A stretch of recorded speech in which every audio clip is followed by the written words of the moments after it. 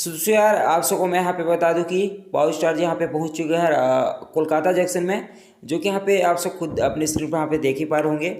खैर आप सबको बता दें यार, यहाँ पे लाखों की भीड़ लगी हुई है, जो कि यहाँ पे आप सब खुद देख पा रहे हो। साथ में पावर स्टार जी के यहाँ पे पुतुल सिंह, उनका मैनेजर दीपक भैया, सारे लोग यहाँ पे आप सबको खैर देखने को यहाँ पे मिल रहे होंगे, जो कि यहाँ से अभी सीधे निकलेंगे, क्या बोलते हैं, कोलकाता तक पहुँच चुके हैं।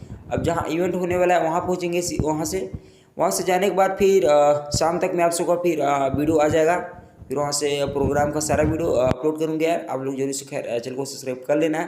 खैर देखो यार, अभी तो यहाँ पे बात करते बहुत ज़्यादा यहाँ पे भीड़ चल रही है, जो कि आप सबको बता दूँ रात में पावर स्टार जी यहाँ पटना से निकले थे कोलकाता के लिए, जो कि अभी सुबह यहाँ पे पहुँच चुके हैं।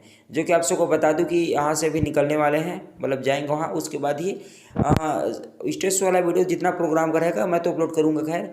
और इसे आप सबको बता दूं कि जो थोड़ा आप सबको यहाँ पे आवाज़ में यहाँ पे डिफरेंट देखने को मिल रहा होगा।